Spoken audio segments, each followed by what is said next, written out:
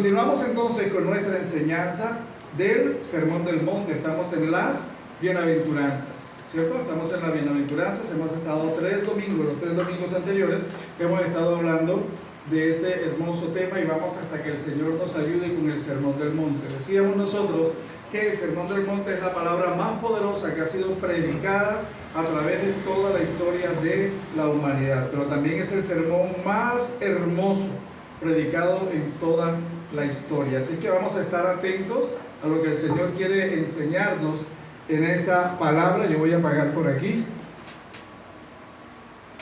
Allí, ahora sí.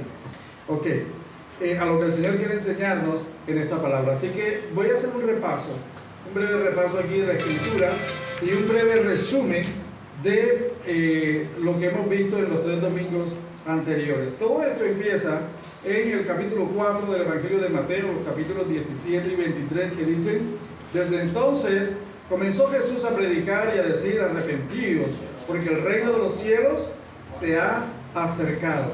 Y recorrió Jesús toda Galilea, enseñando en las sinagogas de ellos y predicando el evangelio del reino y sanando toda enfermedad y toda dolencia. Y luego dice el capítulo 5: viendo la multitud, subió al monte y sentándose vinieron a él sus discípulos y abriendo su boca les enseñaba diciendo: bienaventurados los pobres en espíritu, porque de ellos es el reino de los cielos.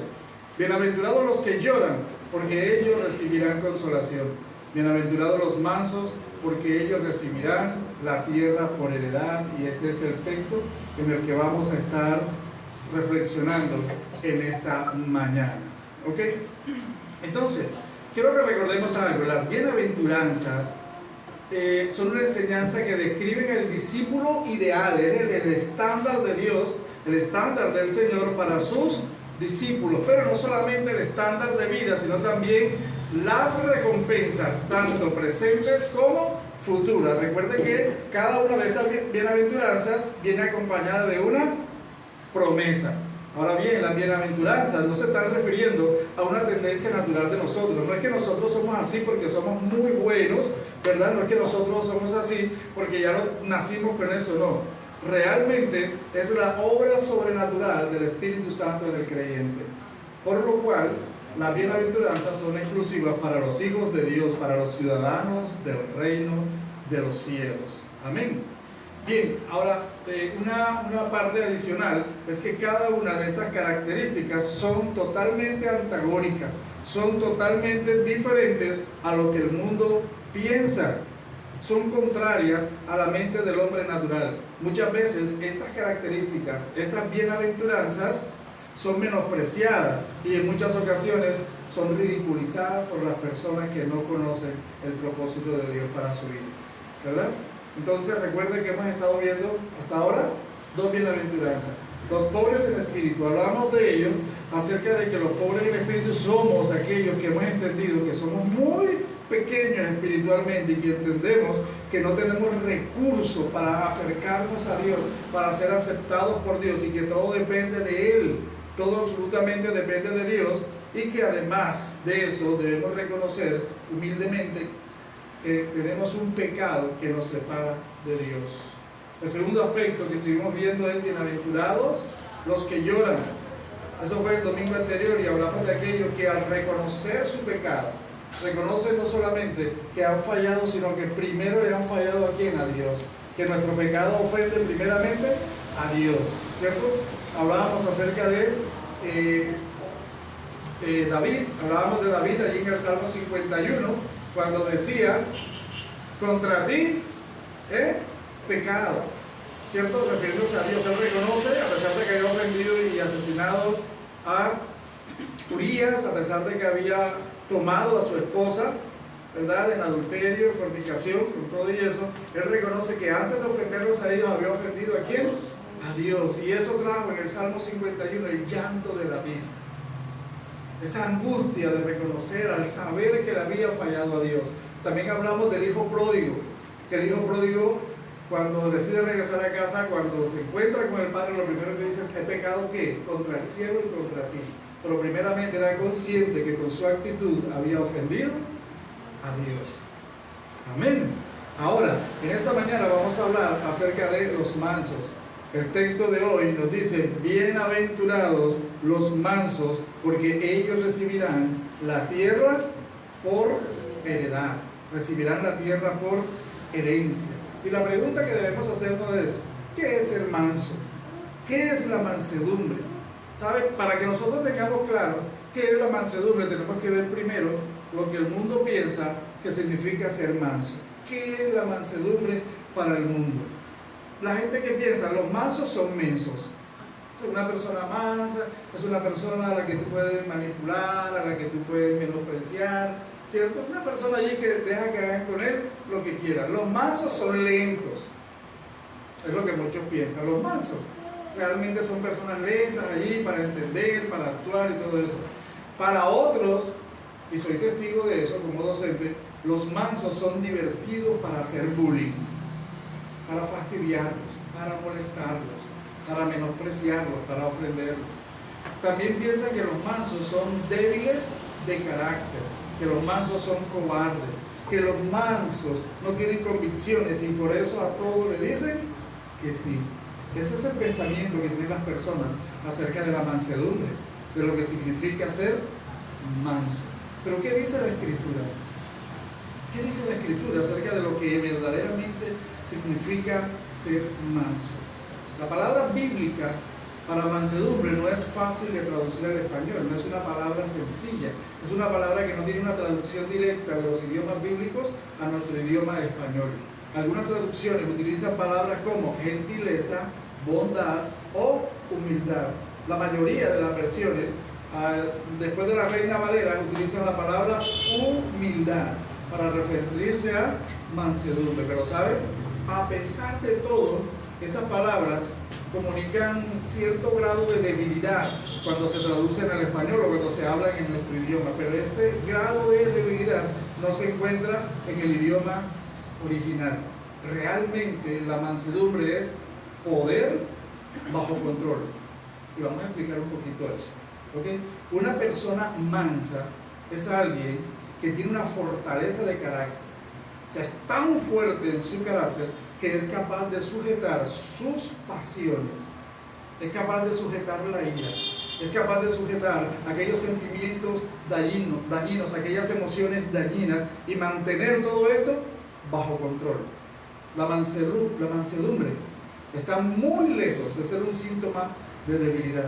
Realmente es un síntoma de fortaleza. El que es manso es una persona muy fuerte. Y tenemos el ejemplo, ¿sabe qué? En el caballo.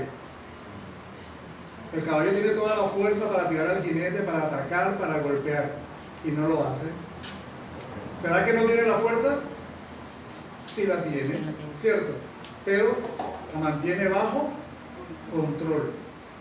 El que es verdaderamente manso es capaz de mantener sus emociones, sus sentimientos, su ira y todo esto bajo el control del Espíritu Santo que habita en él, bajo el control de Dios. No que lo hagamos nosotros porque somos muy buenos, no que lo hagamos nosotros porque somos extremadamente bondadosos, sencillamente lo hacemos porque el Espíritu Santo de Dios habita en nosotros. Amén, hermanos. Amén. Bien, entonces la mansedumbre es algo a lo que este mundo le hace mucha falta. Este mundo carece mucho de mansedumbre. Y le voy a poner unos pocos ejemplos. ¿Cuántas veces dos personas no han iniciado una discusión y una pelea por cualquier tontería? ¿Cuántas veces porque alguien no le dio el paso al otro en la vía, porque iba lento, o porque se puso a hablar por celular mientras conducía, o porque estaba allí en el lugar que le corresponde, siguiendo las señales de tránsito correspondientes, y sin embargo el que iba atrás quería ir deprisa y pitaba, y como no avanzaba al ritmo que él quería, que hizo? Se bajó, sacó algo para golpear, hubo una pelea, todo esto, ¿cierto? Eso es falta de ¿qué? Falta de mansedumbre. ¿Cuántas peleas en el hogar, en la familia, no se dan por falta de esta característica? Por falta de la mansedumbre. Por eso el Señor le llama bienaventurados, ¿cierto? Recuerda cuando hablábamos la primera vez, ¿qué significa bienaventurados? Macarios. La palabra griega Macario, que significa una persona que está completa, satisfecha, consigo mismo en su relación con Dios y que no necesita airarse o puede mantener la ira bajo control. Sabe que todo lo tiene en el Señor. Amén. Ok, entonces ser manso realmente significa es poder bajo control. Eso es ser manso. Todo el poder que hay dentro de nosotros, tenerlo controlado y sacarlo de la manera correcta, sacarlo de la manera adecuada. Pero además de esto, la mansedumbre es un fruto del Espíritu. Nosotros lo encontramos ahí, ¿cierto? En el fruto del Espíritu, una de sus partes, ¿cuál es? Es la mansedumbre. La mansedumbre es una de las formas en que se manifiesta el fruto del Espíritu Santo en nosotros. Todo creyente, todo aquel que ha recibido a Cristo como su Señor, como su Salvador, tiene en sí el Espíritu Santo. Somos templo del Espíritu Santo, dice la Escritura. Amén, hermano. Amén. Somos el templo del Espíritu Santo. Y todo aquel que tiene el Espíritu Santo debe mostrar su fruto. Y parte de ese fruto es la mansedumbre. Piense bien en esto. Las dos bienaventuranzas que vimos anteriormente tenían que ver con nosotros mismos. Tenían que ver con nuestra vida interior, con lo que nosotros somos. ¿Cierto?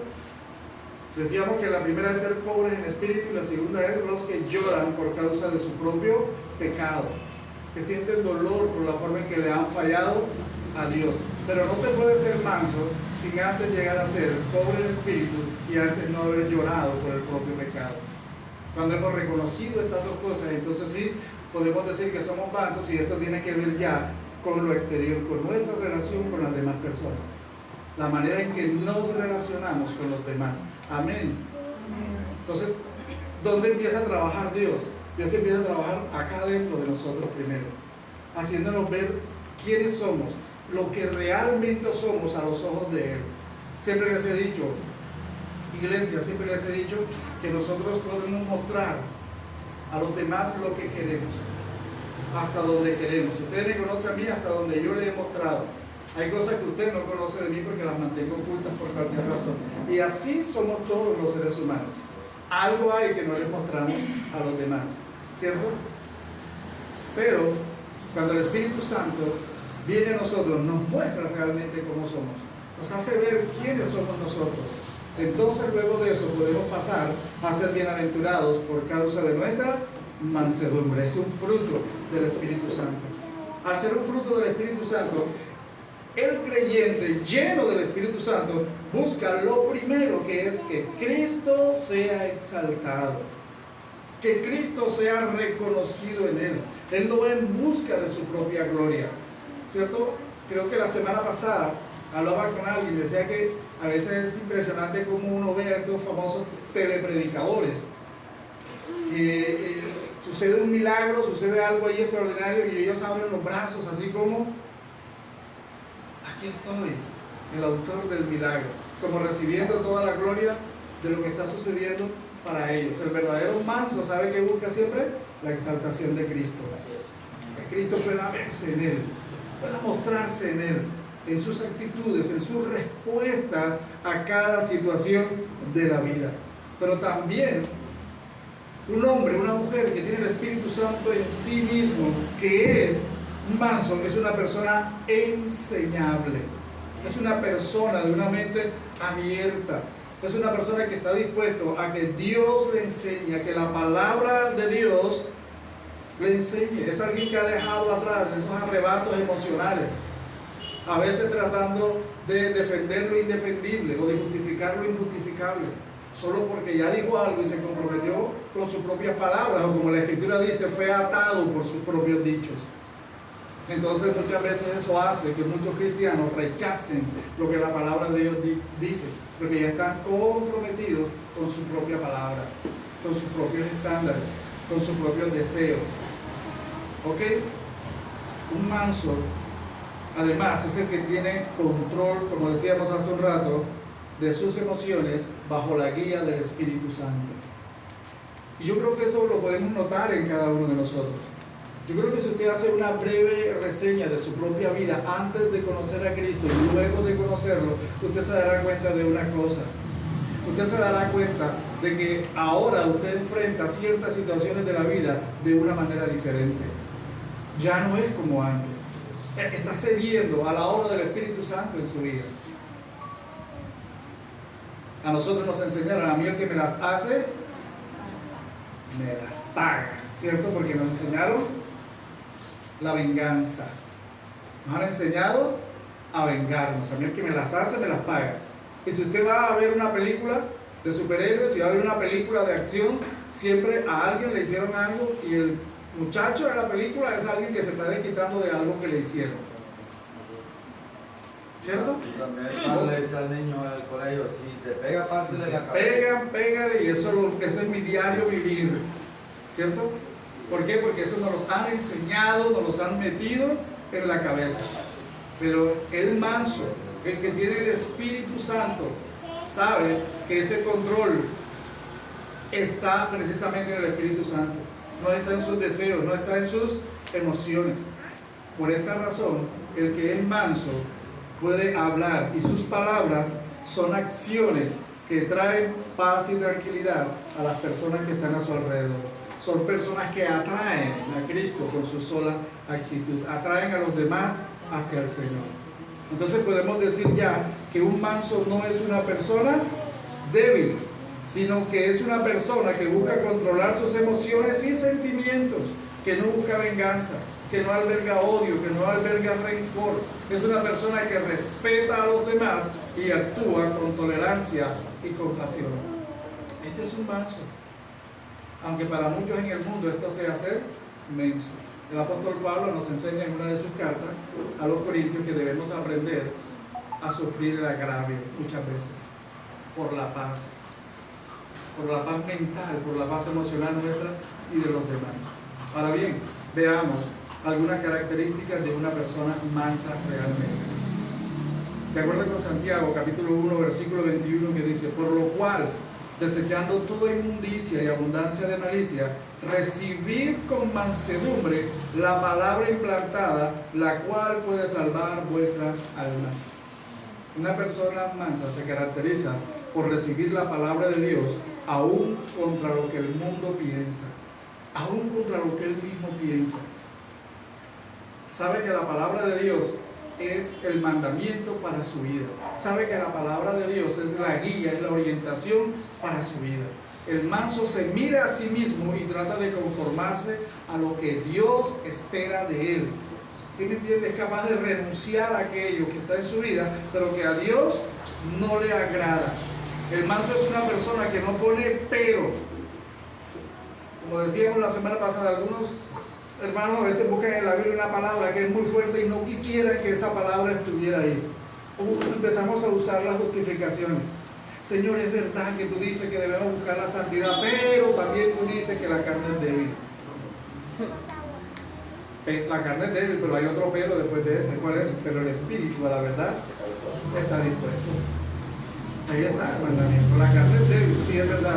Pero si nosotros no descuidamos nuestra vida de oración, nuestra vida de compromiso con la lectura de la palabra, el espíritu se va a fortalecer. Entonces, aunque la carne sea débil, el espíritu va a prevalecer por encima de eso. Amén, hermanos. Entonces, un manso es aquel que recibe la palabra de Dios de manera abierta. Nuestro hermano José hace más o menos 4 domingos nos enseñaba la reacción de los tesalonicenses, ¿se acuerdan? Cuando les fue predicada la palabra de Dios. Y dice que ellos la recibieron como lo que era. Y fue una iglesia que creció de una manera impresionante, que impactó con su testimonio aún a las iglesias y a las personas que estaban en las provincias aledañas, la de los tesalonicenses. Y fue rápido, porque recibieron la palabra de Dios como era, la aceptaron, ¿cierto? Podían tener algunos prejuicios, podían tener algunos hábitos y costumbres no adecuadas a la voluntad de Dios, pero cuando recibieron la palabra decidieron cambiar. Y esto solo es posible cuando una persona es mansa. Ahora, Tito capítulo 3, versículo 2 nos da otra característica de los mansos. Dice que a nadie difamen, que no sean pendencieros, peleoneros, sino amables, mostrando toda mansedumbre para con todos los hombres. ¿Sabe? Una persona mansa es una persona que trata a los demás con respeto. Aprende a tratar a los demás con respeto. La conducta del creyente debe mostrar entereza de carácter y fuerza para controlar los impulsos. Tenemos que aprender a controlar eso. Muchas veces somos ofendidos. Yo conocí una persona que se jactaba mucho de su santidad, de su trato y todo lo demás, hasta que un día se vio envuelta en una pelea, en una discusión bastante fea. Y después me contaba la historia y sencillamente decía, no hermano, la verdad me tocó bajarme de la cruz. Así, ¿no? O sea, justificando su actitud. No, me bajé de la cruz, hermano. O aquel hermano que trabajaba en una empresa muy conocida de refresco, trabajaba en la embotelladora, y decía que se burlaban de él porque era evangélico. Y lo molestaban por eso, y nosotros sabemos que estamos sometidos a persecución, ¿cierto? En el lugar donde estemos, cuando se entera que somos cristianos y empezamos a decir que no, a ciertas prácticas mundanas, nos van a señalar, se van a reír de nosotros, etc. ¿Verdad?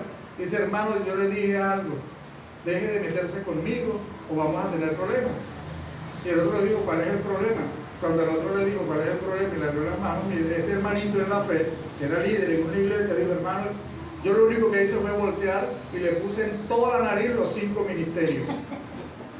Los 5 ministerios, o sea, le dio un puño, le dio un golpe, y él se jactaba de eso.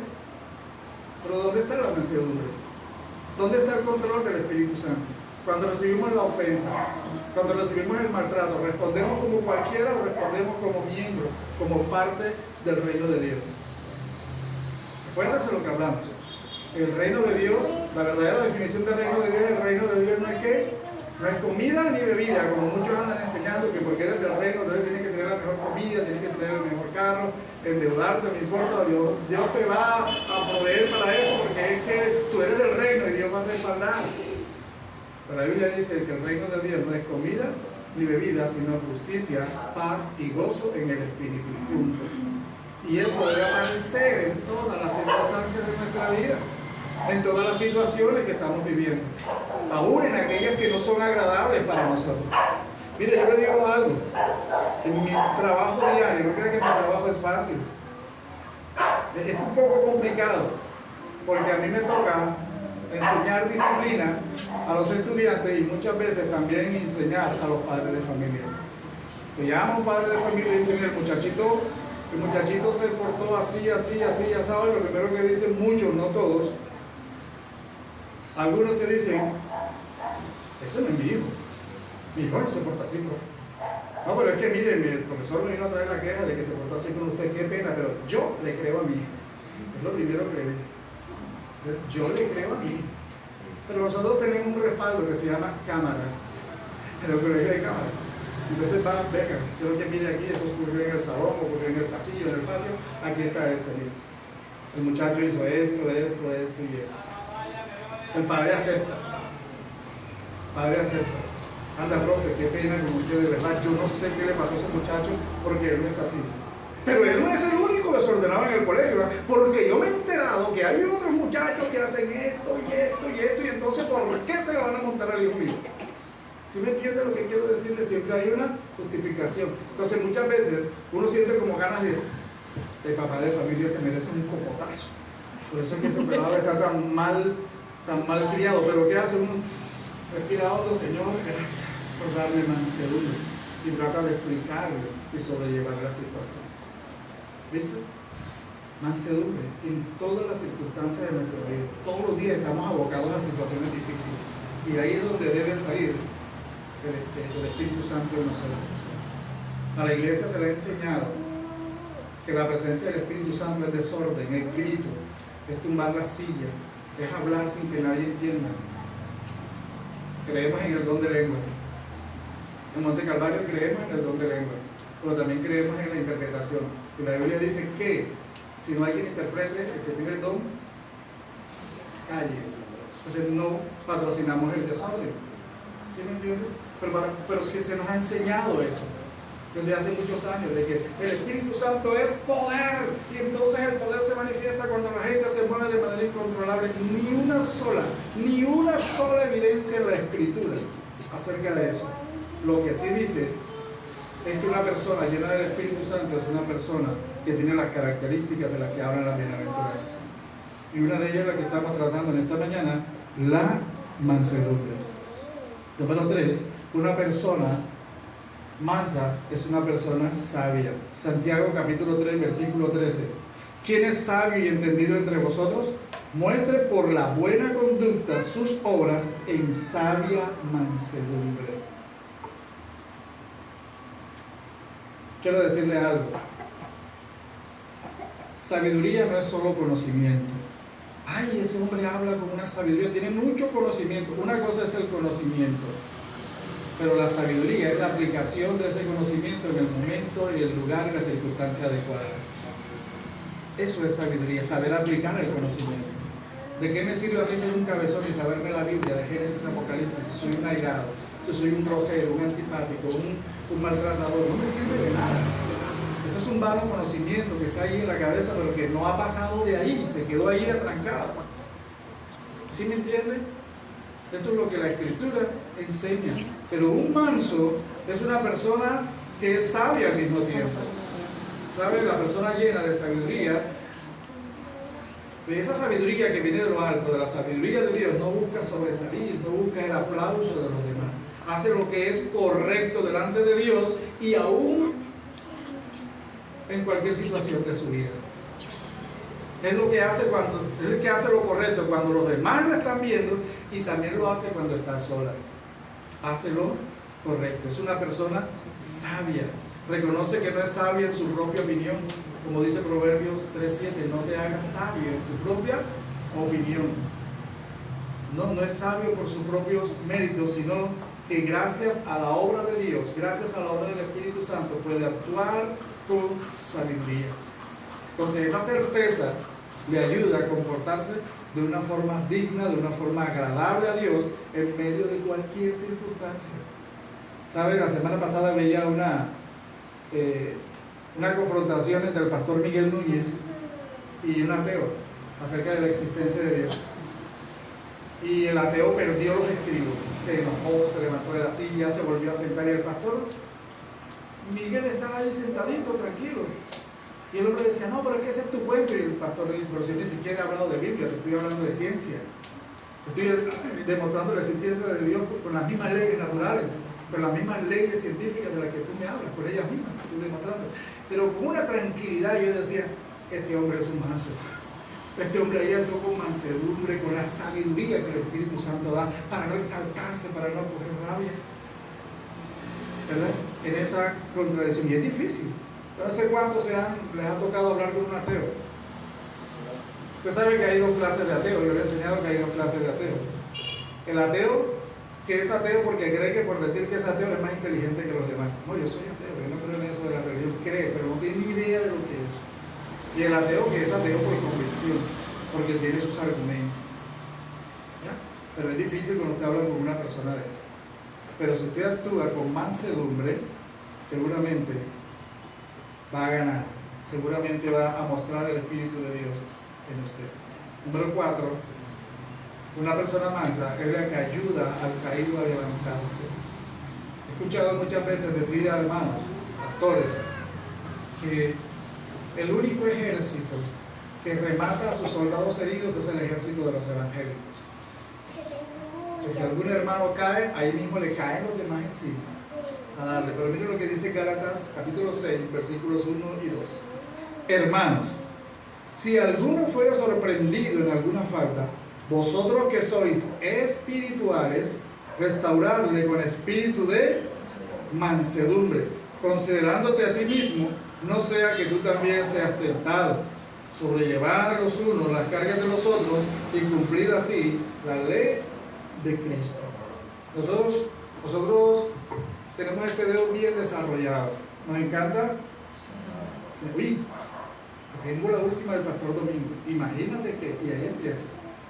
Pastor al ajillo, ¿cierto? Pastor a la barbecue. Siéntate ahí que te voy a contar la última. Y esto y aquello. Y si supieras del hermano José, allá donde tú lo ves con sus dos plaitos, mira, José, y empiezan a señalar, ¿cierto? Es fácil señalar, pero ¿sabe? La Biblia no nos manda eso. Una persona mansa sabe que aquel que ha caído debe ser restaurado. Sí, hay que llevarlo al conocimiento de que es un pobre en espíritu, hay que llevarlo a que entienda que su pecado es gravísimo a los ojos de Dios, que hay una ofensa, pero hay que ayudarle a ser manso para que respete estas cosas, para que camine en obediencia a Dios y entonces sea restaurado, totalmente restaurado. ¿Okay? Realmente Gálatas 6.1 es una continuidad de lo que Pablo viene hablando en toda la carta, acerca de la necesidad de apoyarnos mutuamente en la fe y de no caer en actitudes de arrogancia y autosuficiencia, que es lo contrario a la mansedumbre, que es lo contrario a la humildad. ¿Saben? En Jesús tenemos el mayor ejemplo de mansedumbre. ¿Saben? Jesús dice: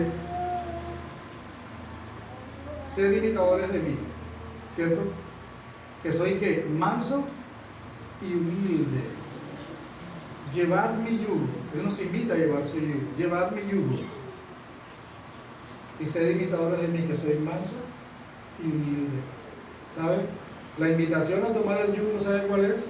El yugo es una pieza de madera que se colocaba en los arados. Se colocaba un buey viejo, un buey ya veterano, como decimos nosotros, estaba haciendo el arado, llevaba el arado, pero había que enseñar a un buey joven.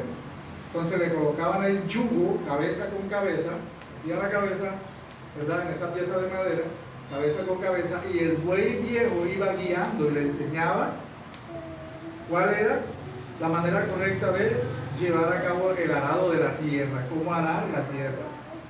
Y Jesús nos está invitando a llevar su yugo allí. Si Él es manso, como Él mismo lo declara en esa palabra, nosotros debemos ser mansos como Él. Debemos ser mansos como el Señor Jesucristo. ¿De acuerdo? Bien. Al referirse a su yugo, Jesús, ¿qué nos está diciendo? Nos está hablando de cargar nuestra vida junto a la vida de Él. Colocarnos su yugo implica caminar en la misma dirección que el Señor. Responder a las situaciones de la vida cotidiana como respondería el Señor. No, eso es fácil decirlo, me dijo alguien una vez y tenía toda la razón.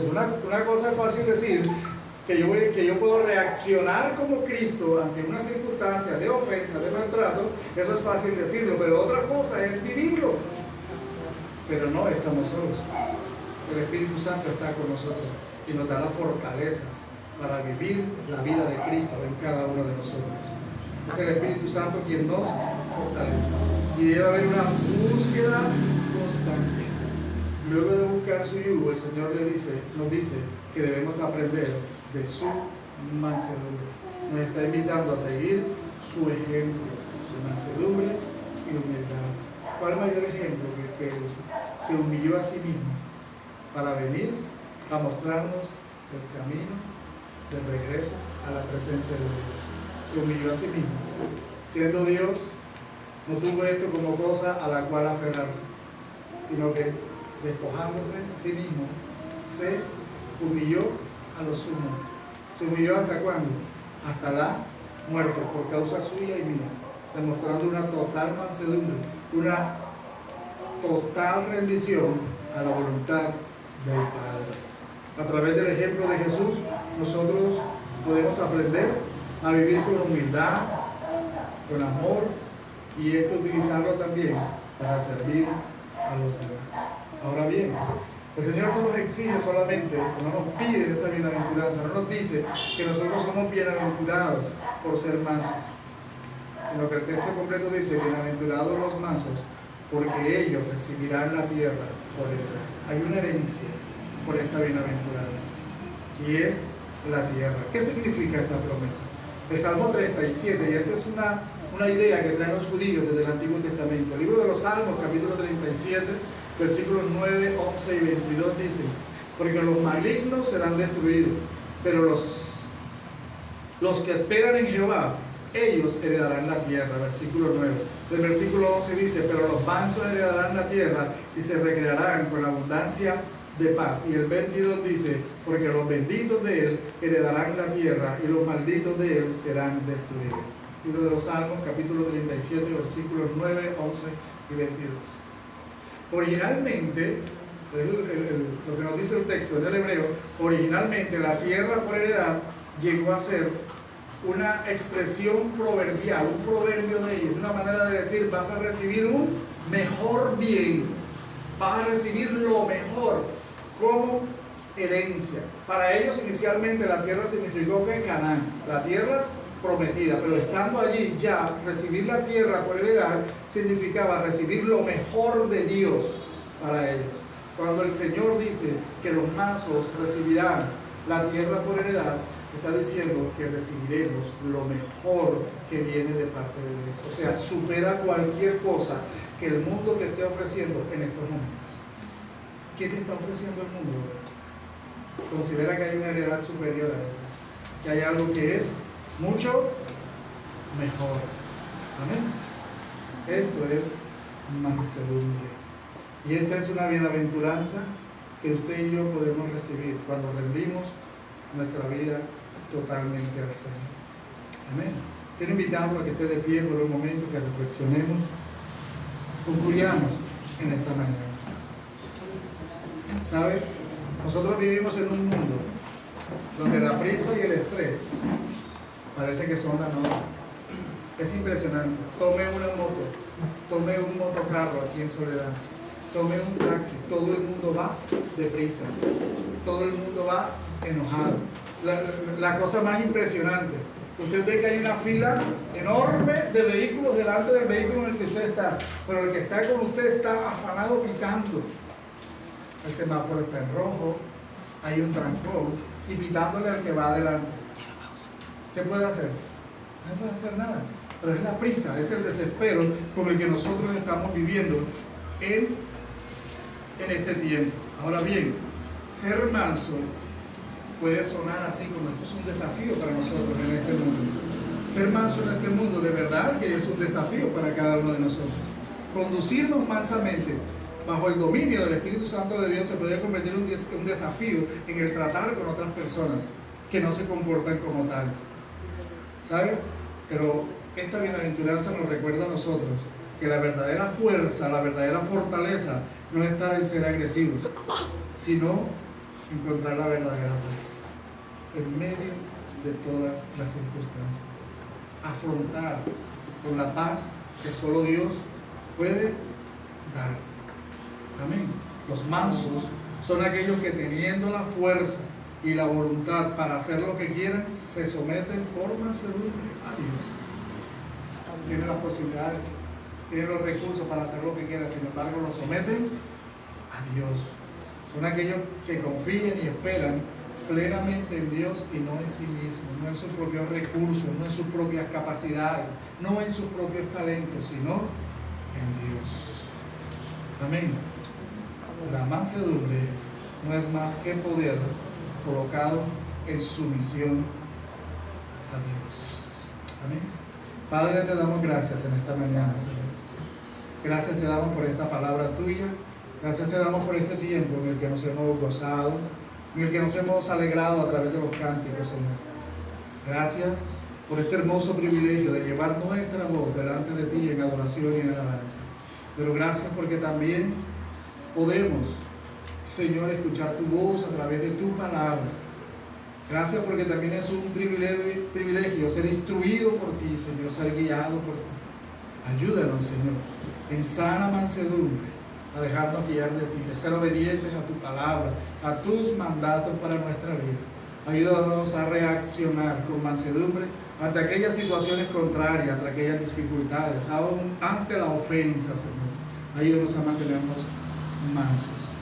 Ayúdanos a que también nuestro sí sea sí y nuestro no, no, demostrando con mansedumbre un carácter fuerte en Cristo Jesús.